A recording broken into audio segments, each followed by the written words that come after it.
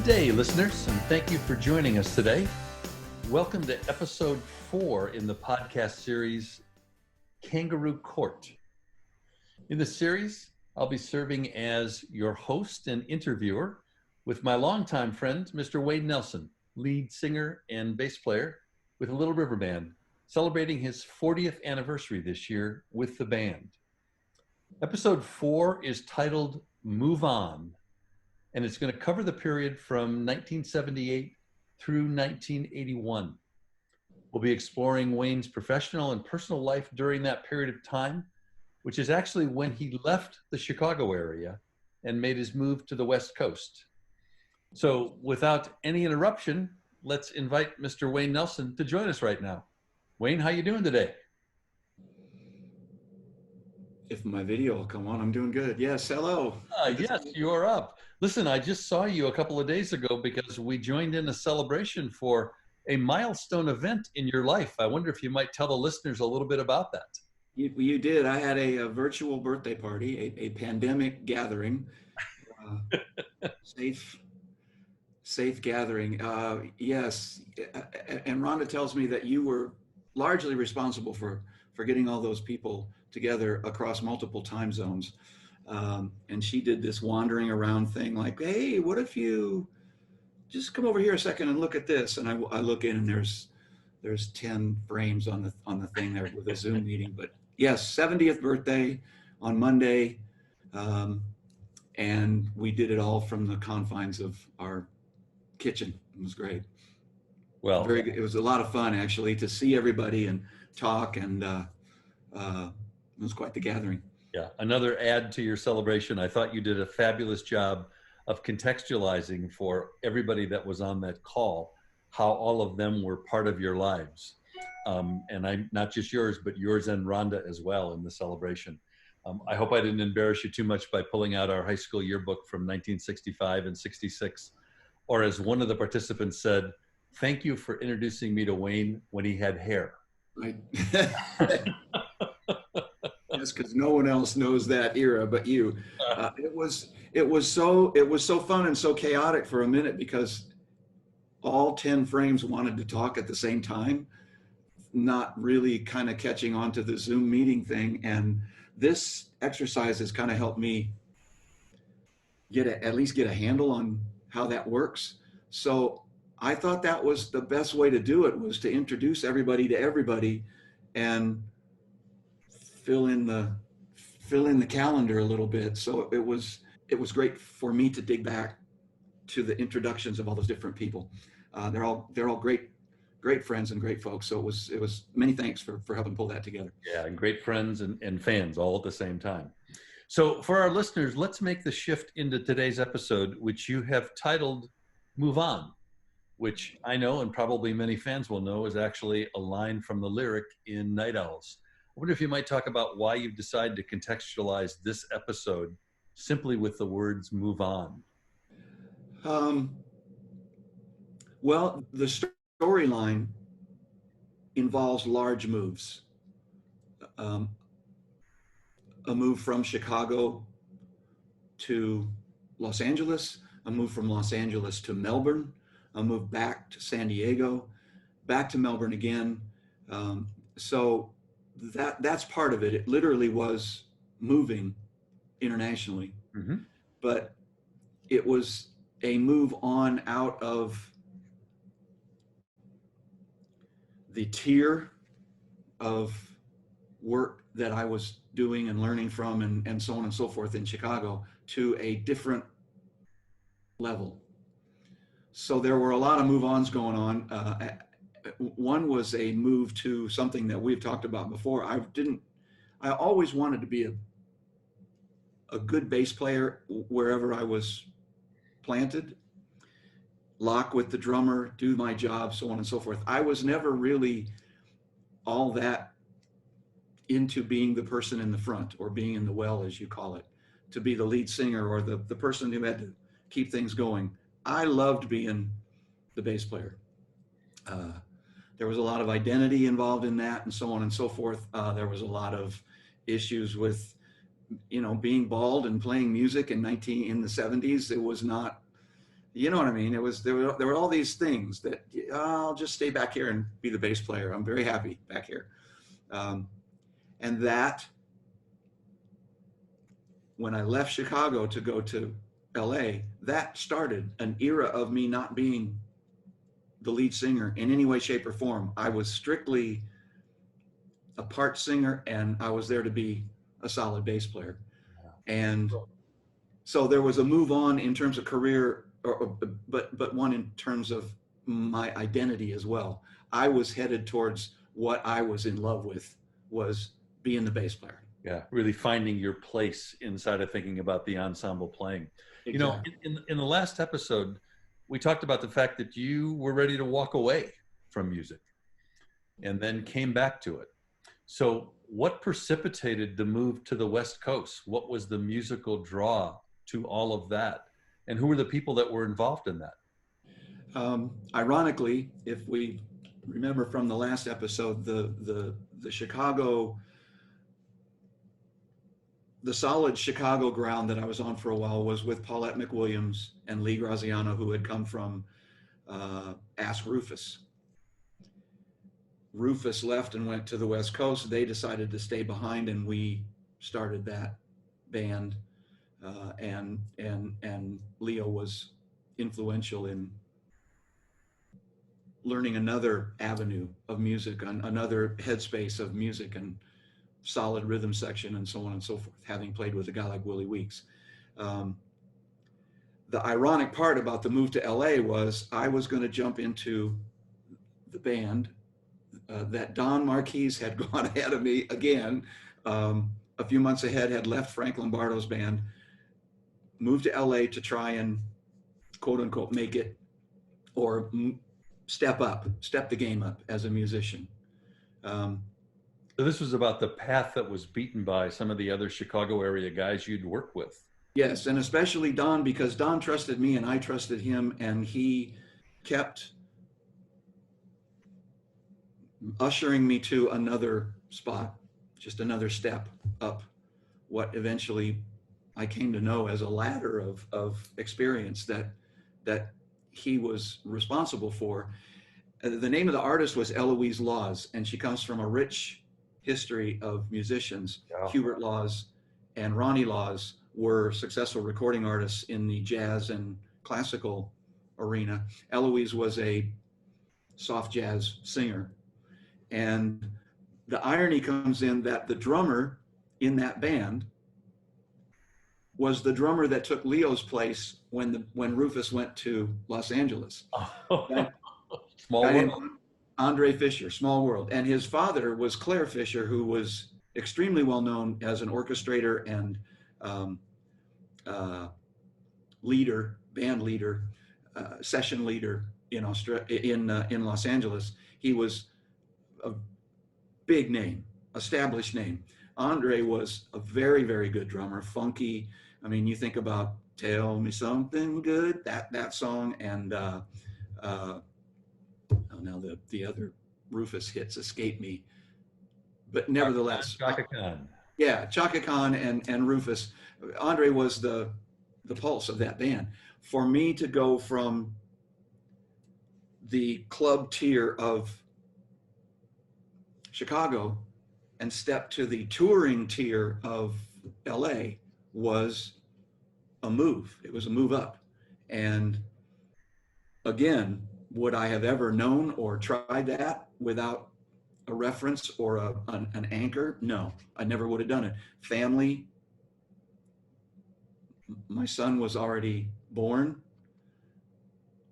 I think our daughter had been announced that she was on her way. Mm-hmm. And it was a solid move in the music business to try to go to Los Angeles and try to move up. Well, how did that move on work out? Well, here was the deal. So you packed up the family, back to the in-laws' house for temporary housing, and I left. First of all, I was introduced to California weather and removed from Chicago weather. And my hands were so happy because I didn't have to soak them in hot water before we played.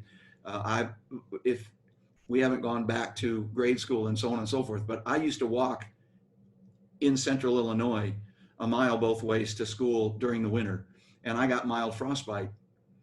Not a great thing for a bass player to have frostbite and then go to work in Chicago and load your own gear in and out. So getting to LA and feeling the heat and the dryness of the air and whatever, I was just like, I'm in heaven. I am not moving back. I'm not going back. I'm staying here. Hold on that part of moving on, huh? Yes, exactly. Um, However, you still got to make a living, and so there was still a question mark as to how do you succeed out here. Um, but the job was supposed to last for 7 weeks, 7 weeks of touring, get a little nest egg, make some friends. Don had been there already, and this was all a kind of a plan to get established. Build we that went, network. yeah, we rehearsed for a week. We went to New Orleans to do our first show, and it went well. I think we played Tupatinas, or what's the name of that? What's the name of that place? Tipitinos or something like that. Famous club in New Orleans, and we played there for 2 nights. We were ready to get up and get on the plane on the next day to go to the next city, and under the door was a note: tour canceled. Good luck. Whoa. 2 nights. 2 nights, and then good luck. In other words, and Don was there too. We were in the same hotel. We were all the musicians other than Eloise and the tour manager and Andre. Andre got to go home. He was a big shot. The rest of us were good luck. No airfare, no nothing. I don't know that we got paid. There might have been a check, but it was a Saturday or a Sunday in New Orleans. We have, in 1978, you don't just walk into the bank, as an out of towner and cash your check. And it couldn't have been for more than $100 or $150 or something like that. Just a pittance compared to what it was supposed to be. And that was it. So Did you ever find out what canceled the tour? Well, the ticket sales, I would assume. Was it us? Was it she wasn't happy with the band or so on and so forth? Because Andre was sitting back there going, this is feeling real good. We had a great guitar player. The names are going to come back to me, but an incredible piano player who was a Donny Hathaway type singer and player. Great LA guitar player. Don was incredible. I was loving life. It was a great band, and Eloise was singing great, and they just pulled the rug out. So we have no idea. Where did you go? Because the family's still back in Illinois, right? Family was in Chicago. I decided we talked on the phone, talked when I got back to Chicago. Don went back to Chicago too, just for, to get stuff and go back. He hadn't been in LA for that long. So we took the opportunity to go to Chicago, and then we both plotted to decide to drive his car back to LA nonstop. That way he would have wheels and I would get back out there and so on and so forth. So that was the short plan. We talked it over and we went, we're already packed up. There is no reason to regress and come back to do this. Let's go try it out. So on literally chump change in our pockets, we drove Don's car to LA nonstop. And another irony, Paulette had moved out to LA because she was starting to get noticed from her solo album by people like Quincy Jones and other producers and players as a potential star. I moved in with Paulette in Santa Monica. She had apartments, she had a backer.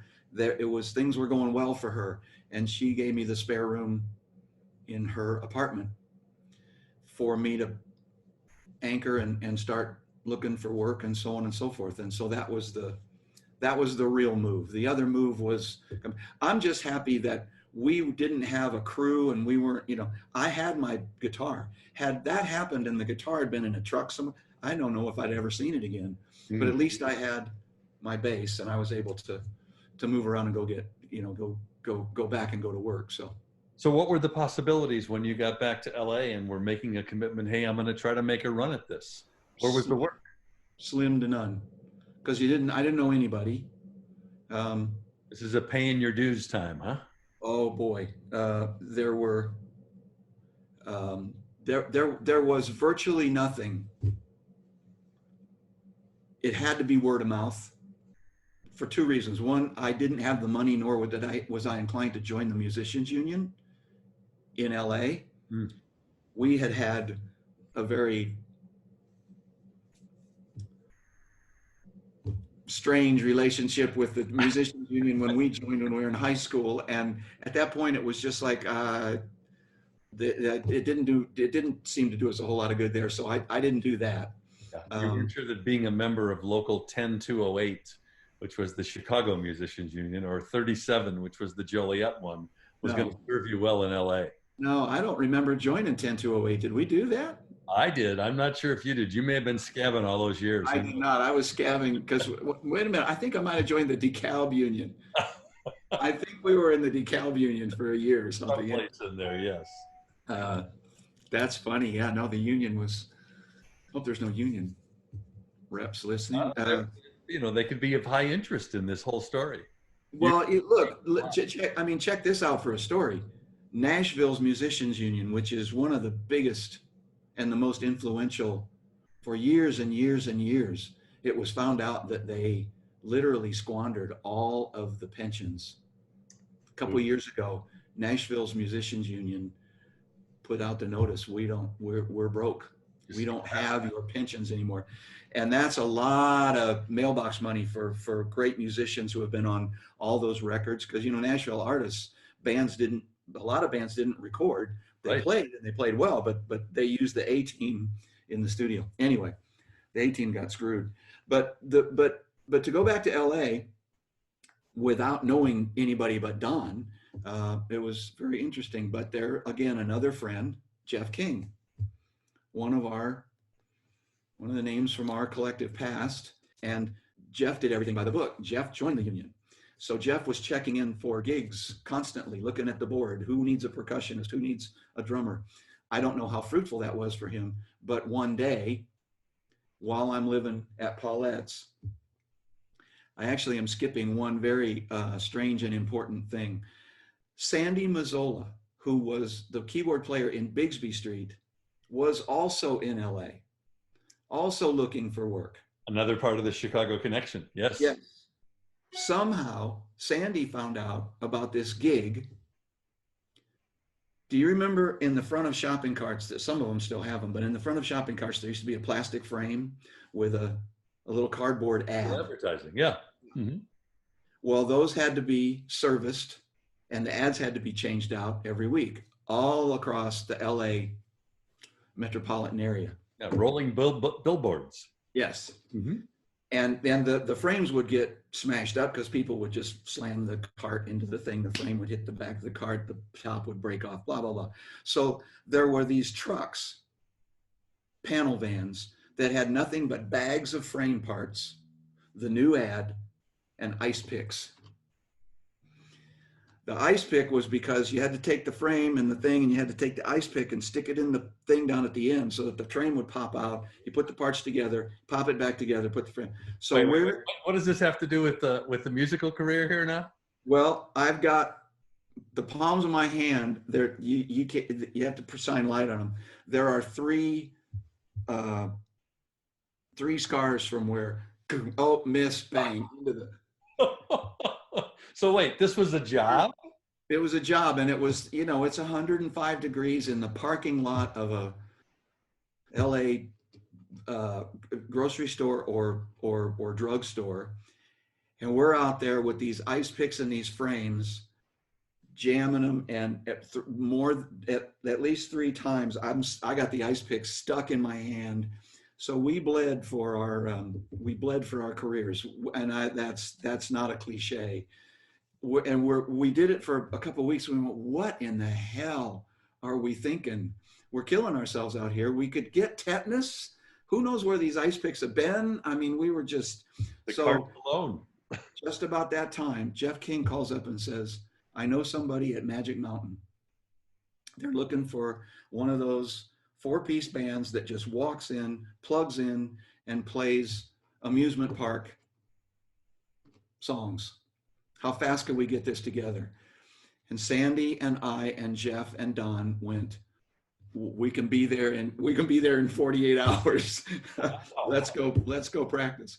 So we put together 2 sets, I think, because we were the afternoon band. We were the noon to 3 band. You know, they always had to do a turnover thing. It was a mini Disney experience. That was the only solid work we did in the course of 2 months. Was we did the ice picks, and then we got to go play at Magic Mountain for, I think, 4 days before we were fired from Magic Mountain. We weren't quite LA enough. A really dry period musically between the Eloise Law thing. Yeah. And so that was the experience, and it was just about to the time of, well, this is not working. I'm going to have to go back to Chicago and back to the family apartment and so on and so forth. And it was really down to the wire. And Jeff King calls again and said, I just saw something at the Musicians Union that you got to go look at. Jim Messina is looking for a percussionist and a bass player. I went, well, wow, certainly give it a call. He said, here's the phone number, call him up. I left a message to go up and audition for the percussion, give him a call. Don's responsible for a whole lot of right place, right time things, but this one was kind of amazing because I called and Jim Messina's first words to me were, how did you get this number? And I said, wow, I'm talking to Jim Messina on the phone. I was a huge fan, great music, Loggins and Messina. And the first thing he says to me is, how'd you get this number? Not like, hi, come on out. What do you do? What's your name? I said, a friend of mine saw it at the Musicians Union and he was furious. He said, the Musicians Union. And he said, call me back. And he hung up. And I that was like, he's not going to pick up the phone again. That was my one shot. And he was calling the Musicians Union to have them take that card down. It was up for 24 hours. Jeff had happened to walk in and see it. He called me. I called. He found out because Jeff had left a message. I got him on the phone, and I went. I gave it a half hour. Jim, it's Wayne Nelson again. Yeah, okay. So I didn't put that up at the Musicians Union. I would never ever go to the Musicians Union to find a player for my band. So that was what that was all about. I'm sorry, I didn't mean to hang up on you, but so on and so forth. I said, look, I get it, but we're talking, if the job is still available, I would love to come and audition for it. I'm a huge fan. I love the music, I love the style, and I am out of work, here from Chicago and out of work. I don't know anybody, etc. He said, come up tomorrow. I said, okay, I'll be up tomorrow. What time? What's the address? Blah, blah, blah. No cell phones, by the way. This was all on, this was all landlines. The thing, you're writing it down. It was a different time. But so I called home. I said, you're not going to believe this, but I'm headed up tomorrow to go audition for Jim Messina's band. And I just have to say, right place, right time. He had auditioned over 60 bass players from Los Angeles and from surrounding areas. He lived in Santa Barbara. there were 3 monster players in Santa Barbara alone that I ended up meeting later on, but none of them sang. He was looking for a singing bass player. He hadn't said that, but the fact that I sang was a bonus, because I can describe the makeup of the band to you, but there was a sax player that was going to be in the band that was like a killer lead singer. He was a fair-skinned Ray Charles. He was soulful, big, thick voice, great sax player too. He was a multi-instrumentalist, and that was Jim. Messina was into that. Loggins and Messina had all doubled on different things, and so on. So the fact that I sang became a bonus, but to find out that he had auditioned players that I look at and listen to on record and go, oh my God, why me? But we did hit it off personally. The vocals were important, and he basically gave me the job that day. What was the audition like? Because we talked about auditions earlier on in the Bigsby Street era. What did you do for Messina? I played his bass out of his amp because it was far superior to the one that I owned at the time. It was vintage. I hope that he's written me into his estate so that one comes to me someday. Cause it was an absolute classic. One of those that was, tucked away at George Groon's rare guitars. And Jimmy used to be a bass player, as a matter of fact. So he knew the value of it and the awesome tone. We played one song. It was one of his new songs. He just started the groove and I just played along. And then we stopped and he said, sing this chorus with me. I sang a harmony to him in the chorus, and then we went to lunch and we talked. It was as much about the personal interaction. Yeah, the fit. And it was as much about that as anything. There would probably have been a lot of LA attitude drive up to get that gig. There would have been misfits in any number of ways, but I think the timing was right, that he was ready to, he had his drummer, he had Craig, the sax player, and a trumpet player. He needed a bass player and a keyboard player. And he wanted to start filling roles because he wanted to move forward. So you hadn't really met the other bandmates. You'd only met Jim. I only met him. I only met Jim. I hadn't met anybody yet. It was really a one-on-one choice that he wanted to make. Very interesting now that I think about it. It wasn't come sit in here and play with the band and we'll see how it gels. No. It was clearly his band. It was his band. Yeah. And the drummer was, now the interesting move on about that was, this was going to be, now we're moving the family to LA. Then it's going to be, later on, it's a move to go up the coast because I had been commuting and that wasn't going to work. But the move on musically was, the drummer was a Latino. Tony Moreno.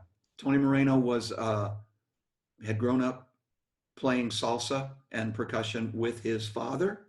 Oh. And was entrenched in that groove. Steeped in those rhythms. And that was Messina's new thing.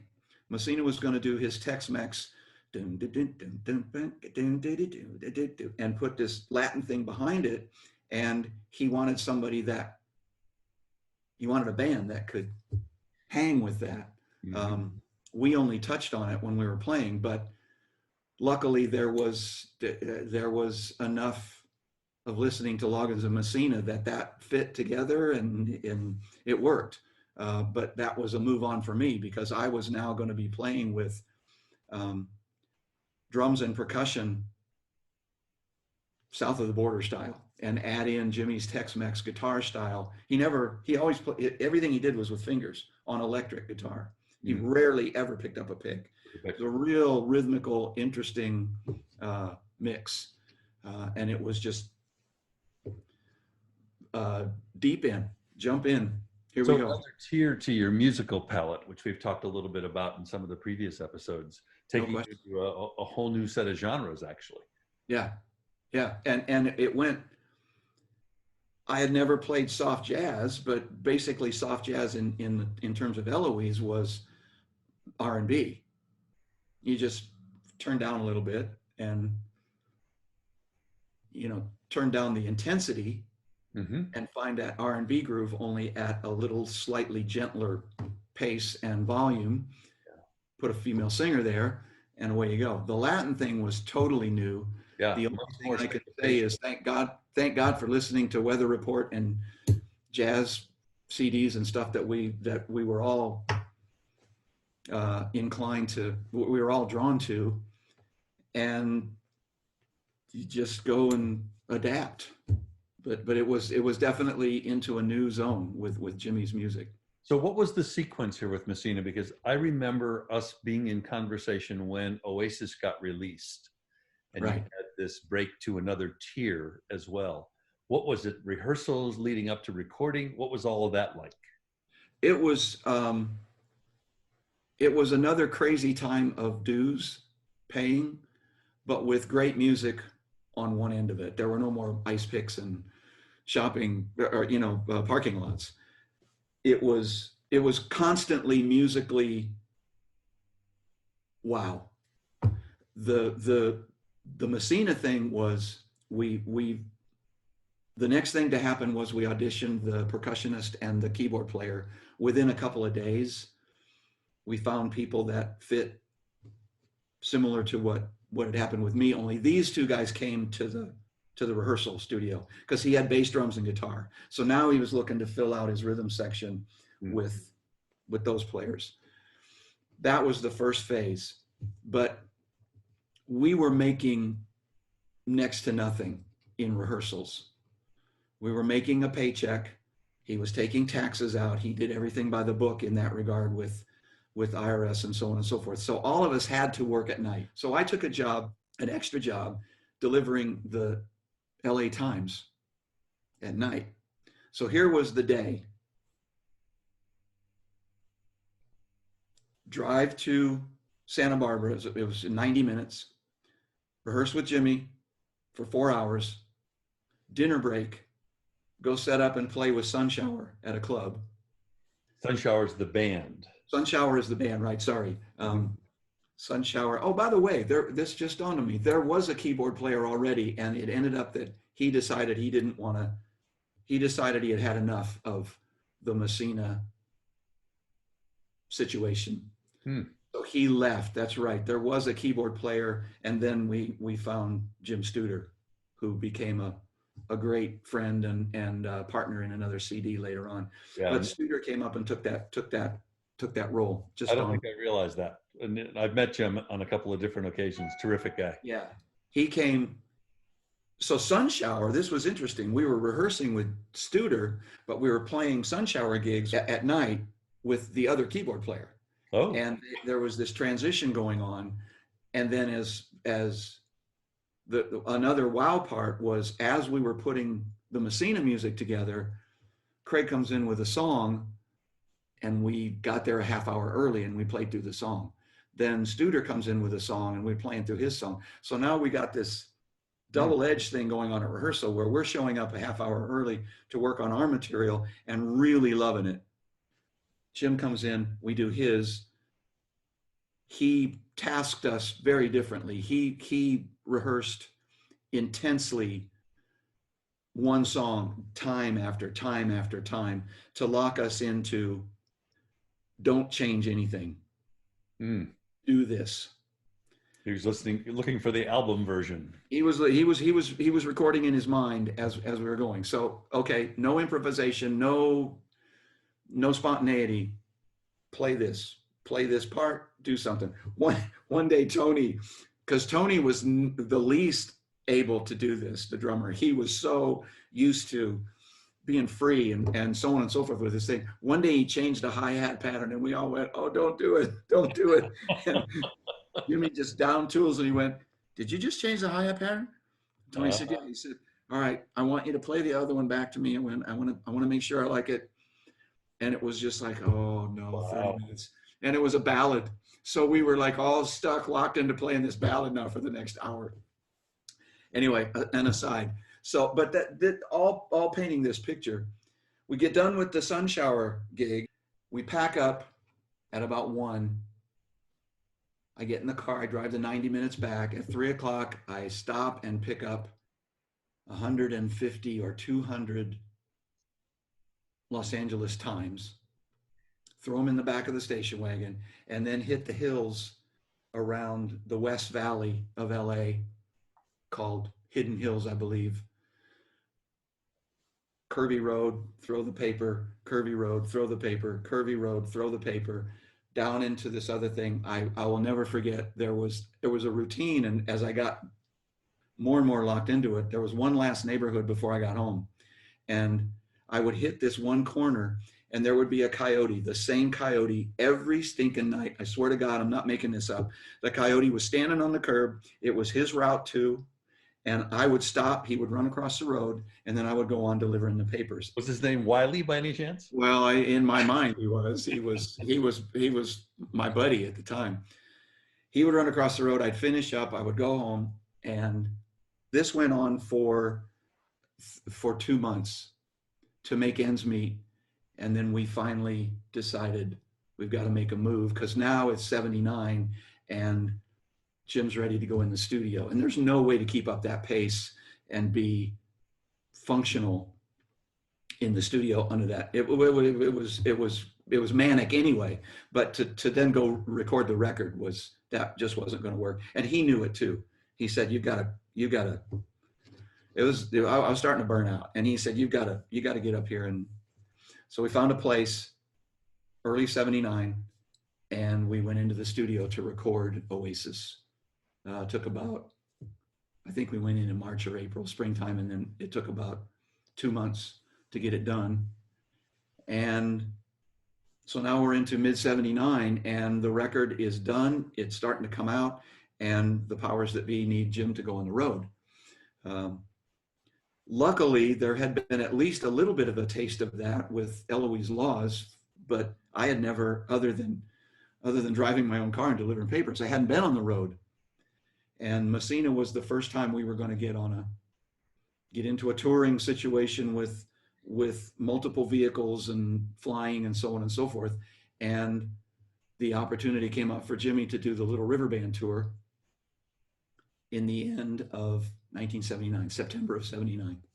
So the album's already been released. Mm-hmm. Now he's on the tour side trying to sell albums, et cetera, et cetera. Right. What was the organization in relation to working with LRB? Because he was opening for LRB, I take it, because they were a name by that time. Yes. It was a frustrating time for Jim Messina because organization was at grassroots again, as opposed to what he knew from Loggins and Messina, right, which would have been multiple buses, multiple trucks, multiple crew members doing their jobs. And we were back to being a support act with a tour manager who doubled as an equipment mover.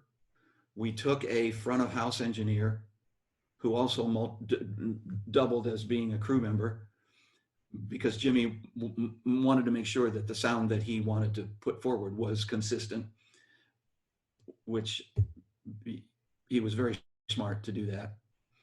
And we had a monitor engineer, because at the time, long before the technology, it was floor monitors and amps and drums and so on and so on. A conventional setup in concert, but large side fills, huge PAs. And now we're opening for Little River Band. We walked from playing clubs in Santa Barbara and nearby, all Santa Barbara. We never traveled anywhere. Jimmy wasn't doing that. Sunshower was, but we walked into arenas on full stages playing for 16 and 17,000 seat arenas. So the venues changed really dramatically. Exponentially. And so there was another whole move on there into, whoa, mm-hmm. This is big time concert touring. And I got to study what Little River Band was doing, because they were multiple trucks, multiple buses, full on. They carried their own sound. They carried their own lights. They carried full production stage, everything.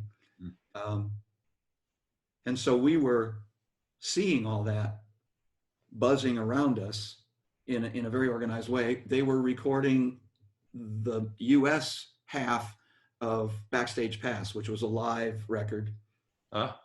One record was Australia, one record was US. And they wanted a consistent day every day, consistent load in, consistent support act, no drama, no question marks, no surprises, same people every day. So where were you traveling? Were all of these West Coast based in relation to the dates? All West Coast. I believe we started in Seattle. We did Seattle, Portland, came down through California, Oregon, Medford, we just hugged the coast basically, and ended in San Diego. But it was an amazing education all the way around, looking at crew and production and so on and so forth. You would have played how many dates across that 2 week or so period? It was exactly 14 days and we played 9 shows, I think. 9 shows, yeah. We peeled off one night that they didn't play. We peeled off in San Francisco and did the King Biscuit Flower Hour with Jimmy, a fuller set and much more of a promotion for his record. Album. But that 2 weeks was the only time we traveled with Messina to any great extent. So other than the production stuff you described about seeing LRB sort of in this full-blown fashion, what'd you think about the band and about the music? It was interesting. First thing I have to admit to was making that drive back and forth. I listened to a ton of radio, and sometimes at night I would switch to talk radio, but for the most part, I was listening to Los Angeles or Santa Barbara FM and trying to find, songs that I liked, because I used to make a joke about this. Punk was coming in, disco was dying out. There was this thing in the middle, Little River Band, Ambrosia Orleans, Player, et cetera, this melodic thing was happening in the 70s. In the midst of this collision of these two things, this rebellious garage band thing and the disco overproduced, the same groove, different songs laid on top of it. It was just this like crazy hectic thing on the radio. And there in the middle of it was Reminiscing. And Reminiscing had gone, top 3, top 5 around the country. And it was an oasis. It was this moment of melody and who are these guys? What is that? This lush, crushed harmony vocally and a flugelhorn solo at the end. And I found it odd that this groove was going on with percussion and so on and so forth. And we're doing Messina in this same vein. It kind of made sense. But in listening on the radio, I'm listening to the hour. You asked about the music, and I would analyze the bass, and I go, the bass player's playing double whole notes, just gum, da-dum, dum. And I was like, boy, I'm in a similar zone with this Latin music, but Messina won't allow just sitting there on a whole note. You got to play. You got to do something else. And I just found it interesting. I wasn't being critical. I was just like, this is a real different, interesting approach to this whole thing. And then there was this great little bass fill, do. And so it's like, this guy can play, but yet this whole concept is just based around this real different approach. And so then we get to playing with them live. That bass player wasn't there. That bass player had quit earlier in the year, and they were using a bass player who was a studio player, a totally different technique and approach to their music. But the bass parts that were on the bass lines that were on the hit songs leading up into 1979 were there, because Barry was playing them, but he was playing them with a different tone and a different style and whatever. And my first night of watching Little River Band, because I was just, how are they going to do 90 minutes of reminiscing like songs? I just can't even imagine what they would do to hold the crowd. Then they played Help Us On Its Way, or sorry, Long Way There, and I went, oh, that's their song. Because FM radio is not back announcing people, you know? FM radio is playing 30, 40 minutes in a row. And if you leave your car or leave the zone before hearing who played all those songs, you never get it. I didn't know that Help Us On Its Way was their song. I heard, don't. And I went, another great bass line. That's cool. And then Lady. And then, so then you start to get, oh, that's what Little River Band's about. And I really hadn't put together the discography leading up to that point. But what I heard and saw was completely different. There's good music, there's good players, there's good singing. Good God, the vocals were amazing. But it was like, it's kind of, and then I looked at the stage, and this was a thing that came back to me too. We were, like I said, conventional. Amps, drums, we're looking, playing, we're an arm's length away from each other, doing it. And Little River Band was on a stage set that had them on separate little towers. Wow. Separate. They were round. There was separate little platforms, round ones. So I went, well, they can't get to each other. They can't, that guy can't go over there and play this part with him because they can't go anywhere. And I thought, well, that's a strange thing, but you know, that's their look. It looks cool. They sound good. They sound really tight, really solid, really whatever, but wonder what it would be like to play with them.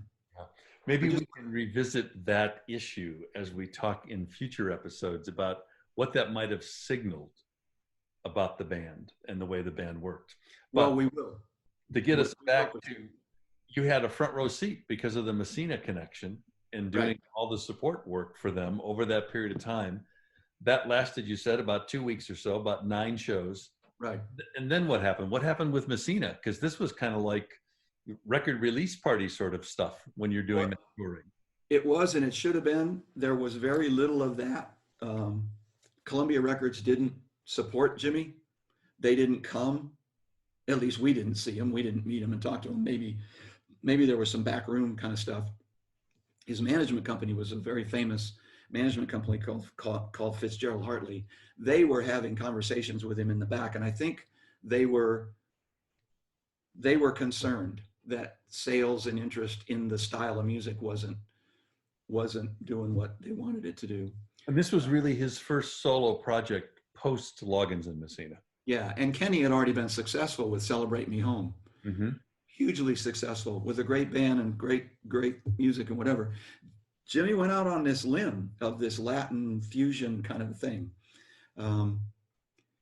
And I commend him for it. It was a cool limb to go out on, but it was a limb, especially in the time that we're talking about with radio, doing garage band versus whatever. Anyway, I think management was concerned.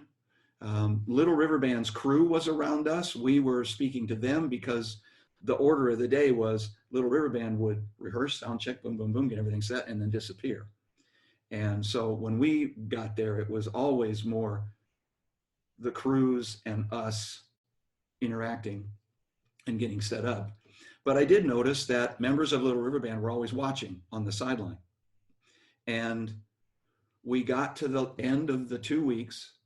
It was in the city where I was living at the time. So there were a lot of friends, a lot of family, and we just burned the place down. We had a great Jim Messina night because for 2 weeks we had been playing and doing this stuff, and we were on fire.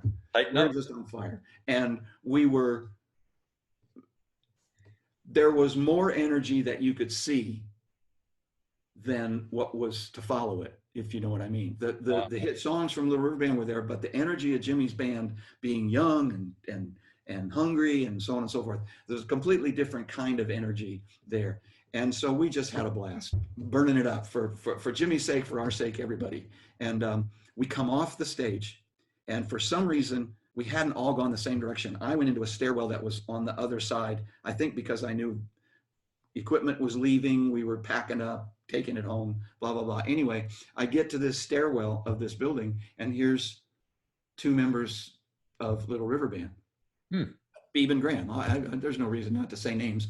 Beebe and Graham were in the stairwell, and they said, "You guys are great. It's been a lot of fun working with you and watching you, and so on and so forth. And we want to ask you if you would come down and rehearse with us, possibly tour with us if that goes well, possibly record with us if that goes well, and possibly be a member of the band if all of that goes well." Wow. I'm like, so regardless of my impressions or my thoughts about the band and our thoughts about our band, this was another tier again, was, hang on a minute, these guys are looking, and so they made this offer, and I'm feeling all of that energy and all of the energy of the what's to come, because now we're going to go work on our music. We know Jim's done for a few weeks. We're going to start working on Sunshower / Oasis music. The band. Yeah. Mm-hmm. And I know it's a burning band, and it's so much fun and so on and so forth. And we've got a lead singer, and I'm in this zone that I'm really happy. And I said, I really, I am flattered and honored and so on and so forth, but I am really committed to these guys and what we're about to do and the music that we're about to do and so on and so forth. I said, I appreciate it, but I can't say yes to you. I have to say no. And they said, right on the spot.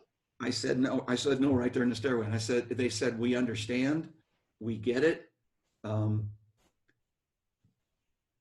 If anything happens and you change your mind, we're going to take a few months off. So if anything happens, so on and so forth, your management knows how to get a hold of our management. Call us up, let us know what's going on, and good luck. So something happened. What happened? Well, first of all, thanks very much for leaving the phone number, but I know that you're going to go back to Australia and find somebody else. That's, I've learned that much about, being at this tier. So I just turned down Little River Band in order to stay with those guys. And there was no question in my mind that I was happy to do it. And we were sitting on top of something as good, and it was ours and whatever. Well, and you found as well, I want to make sure that we make this point. You described the pocket for you professionally was being in that back row, not have to be up front singing, but you were singing and playing. And that was a much better place for you from an identity point of view. That, yeah. Hey, I got it. And we're a smoking band. I love the stuff that we're doing. You saw the potential that was there. Yeah. Had so many moves that you've described in this period of time too. A little stability would be understandable. Mm-hmm. Exactly. And especially, they live 8,000 miles away. Yes. That wasn't without at least a thought of, oh, how would that work? But anyway. Oh yeah, that's right. They're from Australia. Yes. They're leaving on a jet plane. So Messina, we go into rehearsals and gigging again with Oasis and Sunshower with that band on a much more regular basis. Thinking that things are going to gear back up with Jim. We're going to do another record, and we're in this zone of, we can be on cruise control for a minute and learn our stuff and go record it and demo it, because he was going to produce, he was going to walk it into Columbia Records, et cetera, et cetera. There was a plan. This was all a big plan, and it was mostly Jimmy's plan laid out. It all made sense. It all felt really good. And about 5 weeks later, when sales still didn't go well, he pulled the plug on the whole thing. Wow. It actually happened right at the beginning of December. Leading into Christmas, we were all unemployed. except for working clubs in Santa Barbara with a great band, and we were recording great music. Like you know, you've heard the demo. It Yeah. was really it was intense. It still holds up in okay, that it's in that genre, but it still holds up, the Yeah. playing and everything, the production.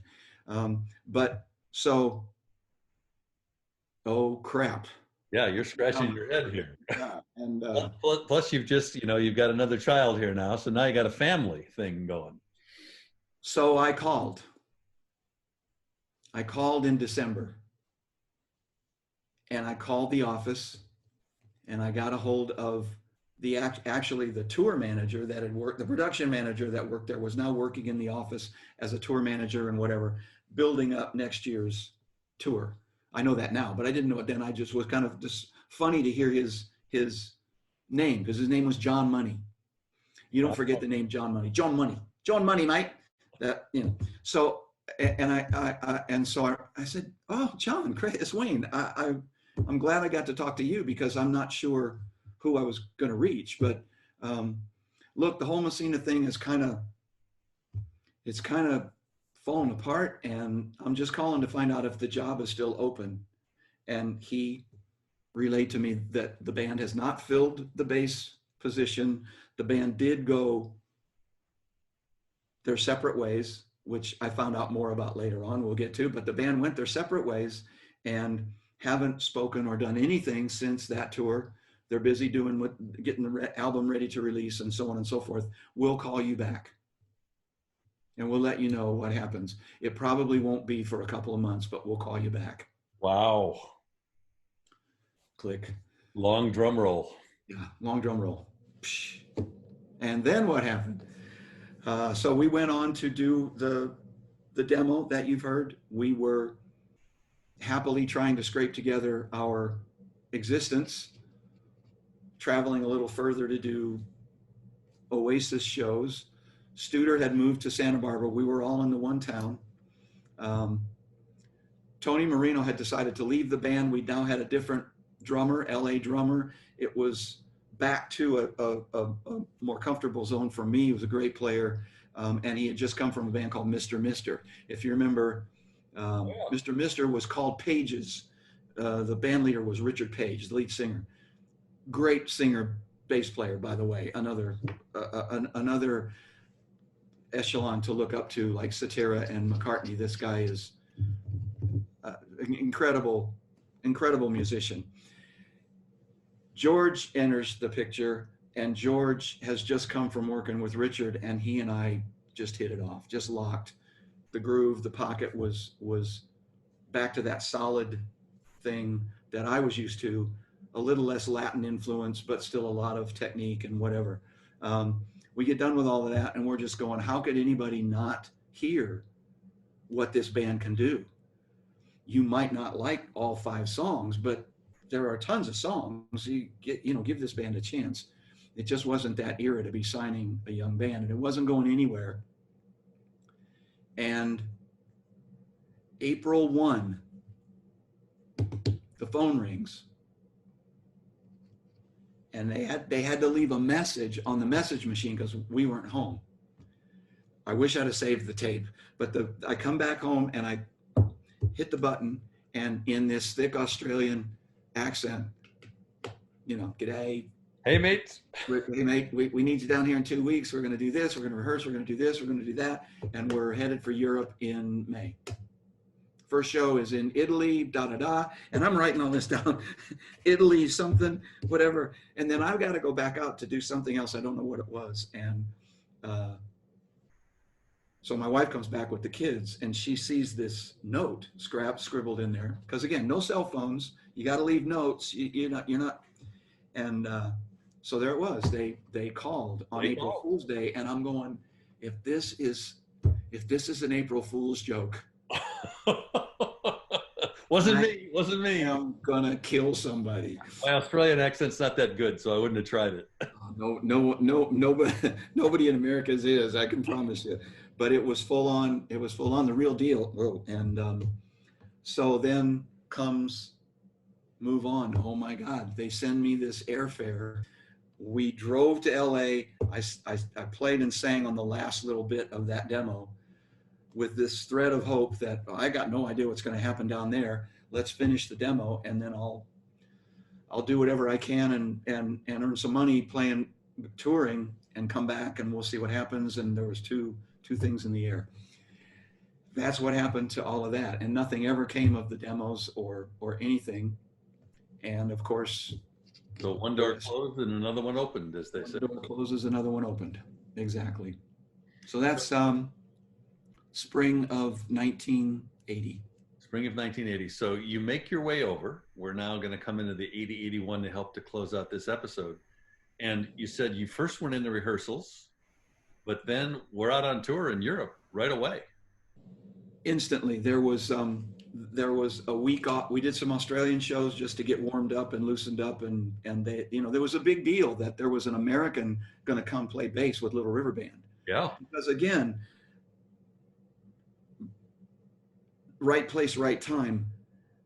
There are tons of great players in Australia. Little River Band had two of them in the band, had a third one on the road, and had 3 or 4 more of them playing on CDs in the interim. It's like, are you kidding me? Why do all of this? And Australian press was asking the same thing, because I wasn't down there to play bass solos and play with my teeth like people in LA were doing and all this other stuff like that. I was going there to do what I had heard. I wanted to crawl inside his bass drum and lock with the drummer. Well, you had an enormous vocal presence in the band already, and you arrive. What happened on the vocal side for you from the very beginning? Were you just playing, or were you playing and singing? Yeah, very little. That went very gradually, because the main, we'll get into some more reasons later on, but the main thrust there was their vocals. They wanted to get the rhythm section done first, go on tour, and then we'll start working on vocals and whatever. Something very interesting happened in that first 6 months. But what the middle part of Little River Band's vocals is high tenor, and I'm talking the top of your range, way up there, to sing rock and roll, sing. And lots of bands have them, and lots of bands that have them in that era, lots of voices burned out, because you play, you sing, you think you're invincible, you can have a drink and voices burn out. It's just a physical thing. Beebe was that middle voice. Graham was on top, Glenn was underneath. Beebe was that middle voice. They sang very high, they sang very hard and intensely, but it's wearing on you. And when you're doing multiple shows, weeks in a row, having somebody spell you just for a song, somebody else jump in and do that if you can sing and hit those notes and whatever. So vocally, I was getting maybe a chorus once in a while on a new song. I might have been thrown into it on a new song that we did, because the other vocals were locked down. There was no need to mess with them. It was just basically sixth man, the guy on the bench that you could throw in for 15 seconds and give the guy a break, and that was the role. Again, which fit well for you, given what you wanted to be doing. I'm good. I'll jump in and sing if you want me to, and rhythmically, it was a different world to Messina, because rhythmically, I'm going home and I'm practicing during the day how to play this rhythm and sing a different rhythm on top of it and make this work. It was an intense learning curve. Little River Band's music sat in a different place, and if I had to jump in, it was a matter of knowing the words. It wasn't a matter of this training exercise to get to do this. It was a lot more straightforward, rock and roll, folk based kind of thing. Yeah. So it was fun to play, and it was, if I needed to jump in and sing, here we go. Since we connected about this in an earlier episode, were there charts? Did you learn everything by ear? Was it a combination of the two? How did that work? It was all by ear, and that was the thing that shocked me. For every step along the way, there was always a piece of paper. you had to get rid of that piece of paper. But at some point or other, you're writing things down that you remember. We're writing songs with the other band. Everybody's got paper somewhere, lyrics, something or other. There wasn't one scrap of paper in rehearsal. And it was because when I got there on a day, they said, get situated, then come into the studio tomorrow. Well, that night I got called, Graham called me, and I got to go sing on John Farnham solo record. The next thing that I heard there, along with the bass thing, was, does everybody in this country sing their ass off?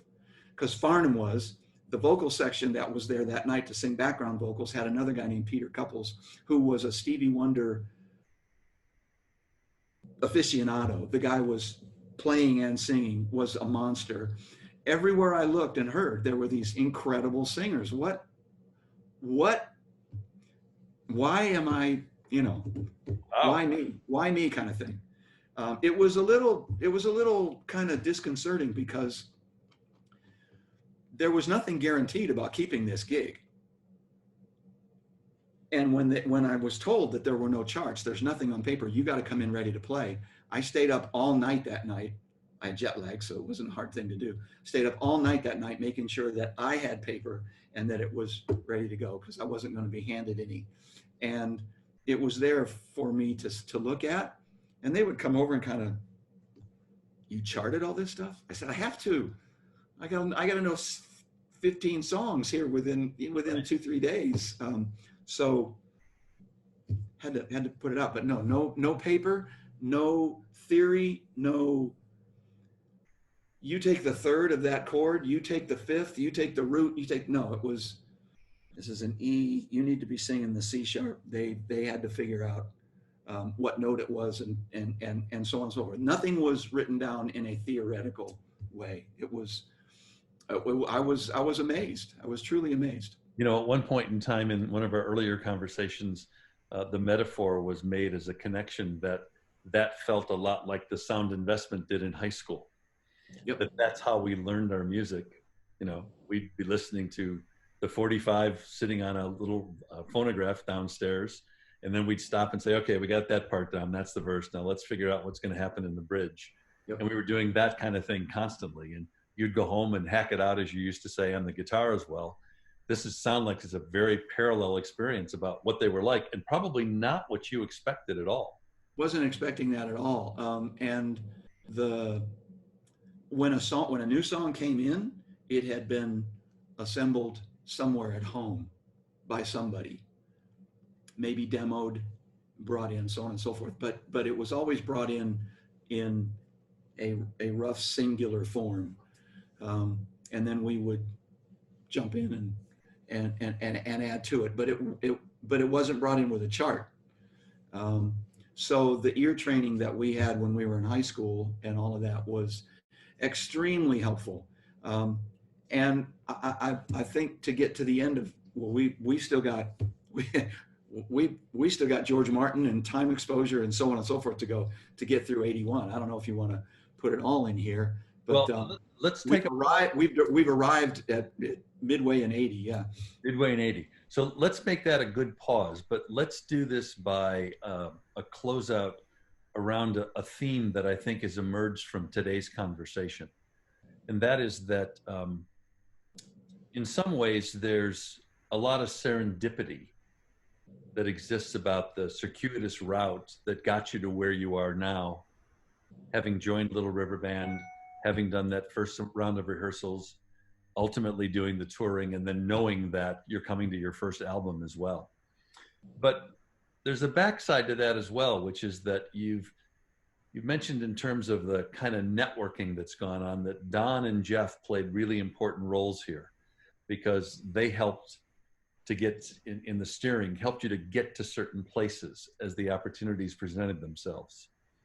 But the truth is that every time you walked into one of those, whether it was the audition at Magic Mountain or whether it was the audition with Messina or the audition going in with LRB, you're going in with a set of tools that exist for you. And it's what you've been honing over the years to get there. And it's kind of like the serendipity and all of that meet, like choosing the stairwell that you went down when you left stage that last evening, is quite serendipitous. Yep. But what they were talking to you about is what they've been hearing for the last 9 shows over that 14-day period, that said, we'd like to extend an invitation to you to come and join us. We're going to go into rehearsals, we're going to tour, we might do some recording. How do you view that this road you were in effect sowing over and over again with all the work that you were doing, going all the way back over a couple of decades now to get yourself ready, and then how the serendipity of those two things come together? How does that square in your head that that's what ultimately happened that got you launched into that large space that became, the 120,000 arenas that you were playing with audiences of that size? Interesting question, and I've rolled this question around in a different form many times, because people, one of the biggest questions that people ask, what they do it in the line when they're walking through. My son's playing. What do you recommend? A couple of guys in the band joke, keep the day job, whatever. But the thing that I try to say to people seriously is, practice your craft well enough that when a door opens, you can walk through it and do what's necessary on the other side, because it will. The longer you stay in a pool of people, as long as you stay in a career, you will keep running into people in that career. There will be doors, but it's when a door opens and you don't make the people on the other side of it, you don't fulfill the role, then it sounds like rejection, and it feels like it wasn't serendipitous and so on and so forth. It feels the total opposite of what has happened. I know that it's luck, but luck comes in some form to a lot of us. And then once the luck or the serendipity has arrived, you got to be able to fulfill the role that you're asked to do on the other side. And we haven't talked about things that I got turned down for, because you wasn't ready to do that, and you come away from it going, that feels like shit. Well, I got to get ready. Mm-hmm. And I don't know why you didn't think I was ready, but I'm going to keep thinking about this and go get ready for the next time that door might open. It happened in Chicago 2 or 3 times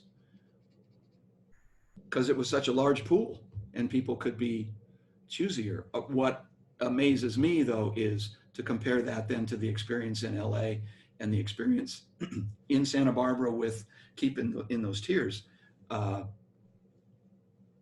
I truly feel blessed that the path led the right way and that I took the right stairwell, because I could have gone the other stairwell and then never met Little River Band again. There's a lot of, I don't know if I believe in fate, but there's a lot of things at play, I guess. I don't know. Well, you landed on a word that actually I have a slightly different variation on, that this made me think of. You said you had to be ready. Yeah. A lot of this has to do with readiness, being ready. And I'd add maybe 2 dimensions to that as I think about it, and now as an observer of thinking about your career as well. You were diligent about developing your readiness. And I think every step, even today, as you've described the tiers, and you're even using, your prosodic elements to signal those things, that you're moving up tiers here from Chicago, move on to LA, move on from up and down the coast, move on from there to 8,000 miles away in Australia. All of that was created because of the readiness for that move at that moment in time. But the other thing that I would add to it is, and some of this is relational, and some of it is at some level, it's connected to readiness, but it's spiritual simultaneously. And that is that there's a confidence you develop when you're ready. Mm-hmm. And That's true. when you own that confidence going in, the readiness just shows in what it is that you do. And when you combine that with some of the personal elements that you described, particularly as it related to hitting it off with Jim Messina, that in being able to make that move, the fit becomes really extremely important too. That's why I was asking you about whether you knew the other band members. But I want to point out that the two people you've highlighted today as being pretty critical in that pathway, Don Marquise and Jeff King, both as well, were people who had confidence in you. And one of the things I share with them when I said to you, whoa, many years earlier than that, hey, why don't you learn how to play bass and sing? You can fire those other two guys and we'll be a four-piece band. Even at 16, as ruthless as I was to get the other guys fired, I had confidence that you could do that. And I think that the confidence kind of, it plays a role back and forth. It's the typical thing that we know from our athletic careers is that when you play against better competition, you get better.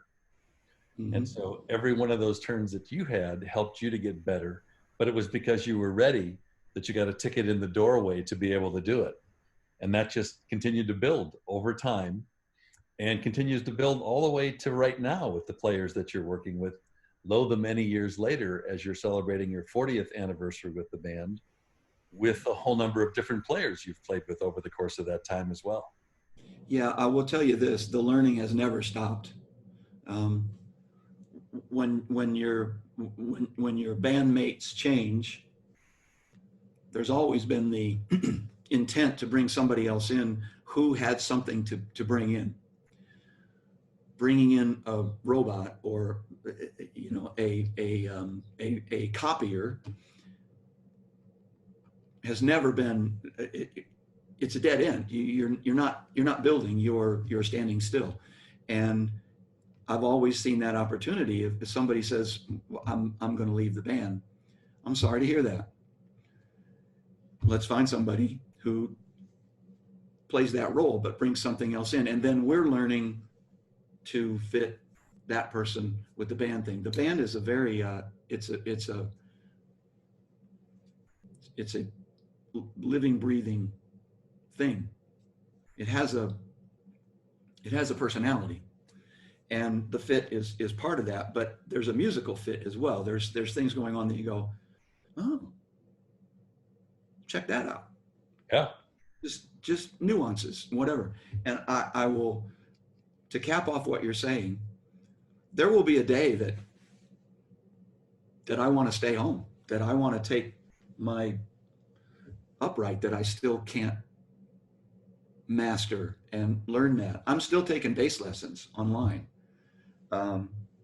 At age 70, that drive has always been something that I wanted to do.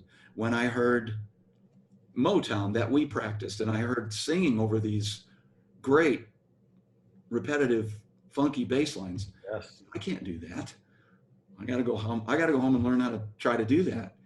When I heard Jocko say, you got to be able to play your scale from this all the way to the top of the instrument and all the way back down, that's when you'll start learning your instrument. I said, I can't do that. I don't know how to do that, and I still don't know how to do that. Those things get set out in front of you, and that's like a lifetime of challenge. And I still get challenged by it. I still love every minute of that. Well, that sounds like good advice, especially for people that are asking you questions like that as they come through the line. I want to just leave us with two thoughts that we'll pick up, kind of a little tease for our listeners for our next episode. One is that you've played now with, and I've lost track exactly on the count, but a number of different drummers. I described sometimes, I think early on, that, I helped to break you in as your first drummer for doing so. Yes, But you I did. wonder if there are stories here as it relates to thinking about the rhythm section and the notion of different drummers. And then, of course, there's the other piece, which we want to cue up here, which is that at this point in time, as we're leaving 1980 into 81, you're getting your first opportunity to go into the studio with Little River Band as well. Yes. And in that sense, there's another level of moving on that's occurring with what happens when you make your way to the studio. And you're still, I think, figuring out exactly what's your place going to be in this enterprise in the Little River Band, which is exactly where we'll pick up in our next episode, in episode number 5. Perfect. All right, Daddy, later on.